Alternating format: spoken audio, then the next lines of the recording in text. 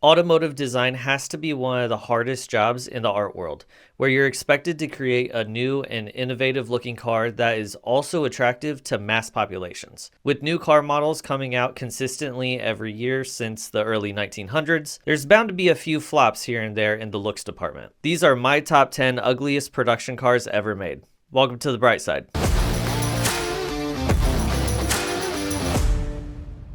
Starting off at number 10, the Nissan Juke. Nissan's goal with the Juke was to build a new, affordable car that would attract young drivers to the new car buying experience. Instead of young drivers, though, the only person I've ever known to actually own one of these is my wife's 70-year-old grandpa, and he didn't even like it. That right there tells you everything that you need to know. The Juke is what happens when you have corporate heads and investors trying to be 2 decades younger than they actually are and attempt to make a car for the generation they know nothing about. The Juke is simply an uninspired car that missed its target audience completely. Number 9, the AMC Marlin. Muscle cars of the late 60s followed a few pretty simple design rules. Long wheelbase and squared body with a long hood. From the Charger to Chevelle to GTO, muscle cars were badass inside and out. But the AMC Marlin took those guidelines a little too seriously. The Marlin has a strong front end, but slowly loses everything as your eyes move toward the back. The shoulder lines stay completely straight from front to back, creating a square body. That's fine, but then AMC slapped a fastback onto it that is an elongated version of the Cougar or fastback Charger. It looks like there's no transition between the perfectly squared body and soft rounded top,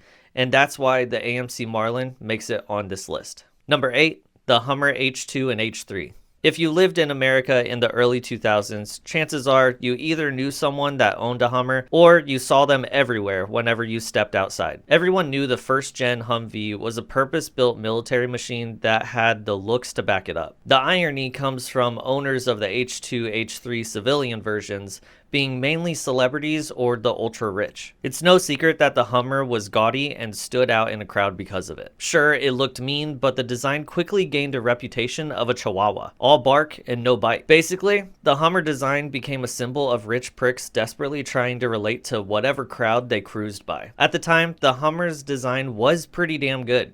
But fast forward to now, after decades of irony and softening, and the design is sadly laughable. Number 7, the AMC Pacer. Made famous by the 2 wannabe rockers of Wayne's World, the AMC Pacer was one of the weirder looking cars of the late 70s. The Pacer's rounded corners and bubble butt made it look like a strange jelly bean type Beetle, and not the popular one. America had a few other hot hatches at the time. The Ford Pinto, Chevy Vega, Dodge Omni, and AMC Gremlin. So competition in economy hatchbacks was high. And among the already existing hot hatches between American and overseas car makers, the Pacer was the ugliest and had the worst performance of all. It was the heaviest, was very underpowered, and had horrible fuel economy. All things that ultimately made the Pacer the exact opposite of what American drivers wanted at the time. Number 6, the Chrysler PT Cruiser. Want a super cheap car that no matter how much work you put into it, people will laugh at you wherever you go? Have I got a car for you? The PT Cruiser was Chrysler's modern family hauler with the attempted style of a vintage wood-paneled van. Instead, it's one of the most laughably soft and disproportional body styles Chrysler ever made. Believe it or not, when the PT Cruiser first came out,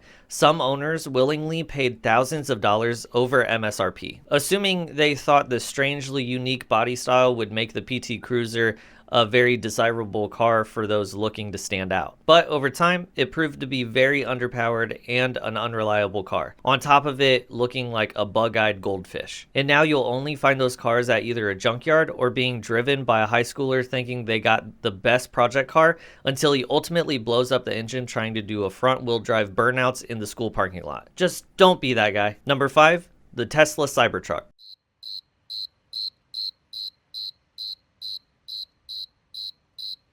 Need I say more? I mean, obviously I will for the sake of content. The Cybertruck straight up looks like the musky boy ran up to Tesla's design team and shouted, "Future!" and slithered back into whatever weird internet hole he lives in. Forget the horrible build quality, which a ton of YouTubers and journalists have already endlessly talked about. And forget about Elon going literally insane in American politics to the point he's caused existing Tesla drivers to get bumper stickers saying that they bought the car before Elon went crazy. The Cybertruck is ugly, Epstein didn't kill himself, and birds are just camera drones invented by the government to spy on us.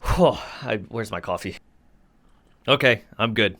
Number 4, the Citroen Ami 6. Citroen has a history of designing some pretty interesting looking cars, but the Ami 6 takes the cake. This small 4-door economy car looks like it was designed in 3 separate sections. The long front nose with a curvy unibrow, the cabin designed to comfortably fit a family with no remarkable design to it, and the back that looks like they reversed into a wood chipper. This car just has no cohesion to it, comparing the soft rounded front to the sharp jagged rear end. Surprisingly, the Ami 6 was extremely popular where it sold in Europe. So much so that it was the best-selling car in 1966 in France. Even though the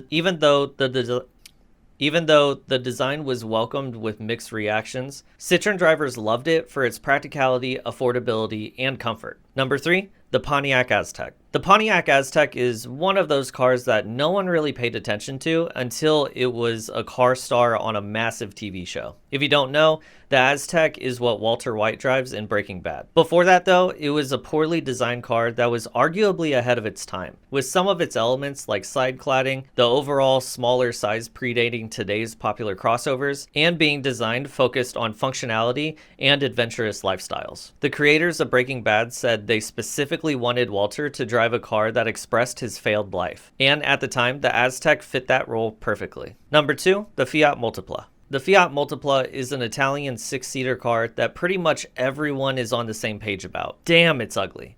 But there's actually kind of a reason for that. The Multipla is wider than a standard European car, and pushing the engine bay forward more meant the interior was spacious enough to comfortably fit 6 people with 2 bench seats. The interior may be spacious and comfortable, but nothing can take away from that shockingly bad exterior. Unlike the Citroen, surprise to no one, the Fiat Multipla was considered a pretty ugly failure in the European car market. Honorable mention, Aston Martin Lagonda. Ugly and luxury cars don't really go together. Chances are you can't even think of a luxury sedan that's also ugly. But that's because you don't know about the Aston Martin Lagonda. Aston Martin is known for their super luxurious fast cars with beautiful curves to them. But the Lagonda is quite literally the opposite of the Vanquish. The Lagonda is a big sedan made of straight lines and sharp corners all the way around. Even the interior is completely geometric, minus the steering wheel. Cool, I guess, for back in the 80s when everything was boxy, but today it just looks like a tube TV on wheels. Granted, it did put out respectable power, with the second generation having 540 horsepower. The Lagonda was also praised for having advanced technology built into the dashboard. I don't love this car, but I also don't hate it, which is why it's my honorable mention and not actually on the list. Instead, I think of it just kind of like meh. Before we see the number 1 ugliest car ever made, please like and subscribe if you haven't already, and if you're enjoying the video so far. I'm trying to hit my goal of 1,000 subscribers so I can actually start making money off of these videos, but a boy can only dream. All right, on to number 1, 1970 Marcos Mantis M70. Hands down, the weirdest looking car on this list is the 1970 Marcos Mantis M70. I genuinely don't know what this car is trying to be. It's categorized as a 2+2 sports car, but the body design screams ADHD with none of the sections of the car smoothly blending into each other. Starting at the front, the headlights easily resemble Porsche of the 70s and 80s and smoothed into a squared shape. The hood looks like it was ripped off of a Pantera,